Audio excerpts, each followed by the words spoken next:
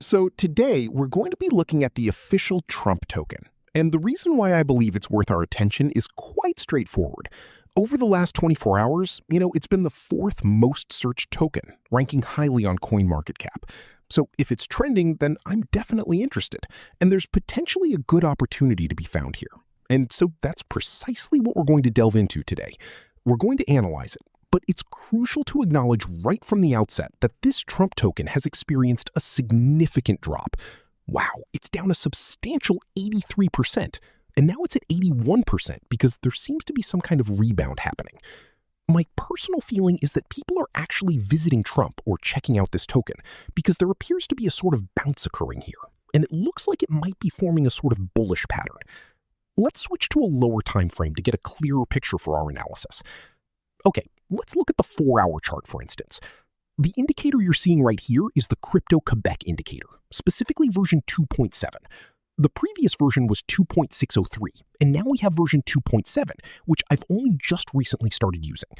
But as we can observe, this is what the token has been doing. It came up to this point, forming a clear double top pattern. This indicates a breakdown in structure, a breakdown in structure, a breakdown in structure. Here, you can see it's a signal. We attempted to reach the previous high again. We weren't successful, and the price was pushed down quite significantly. We then came back. We came back to test this previous low point, and subsequently, the price started to move upwards, giving us the go-ahead signal. However, you should never ever jump in on the very first upward move. This is a key principle that I actually explain in great detail within my comprehensive program. But anyway, something is definitely happening with this token. And if something significant is going on, Crypto-Quebec's indicator is usually not too far behind in showing us the way. So the price pushed up. So if you're looking to trade this token, the Trump token, this specific area or a similar one could be a good place to get in.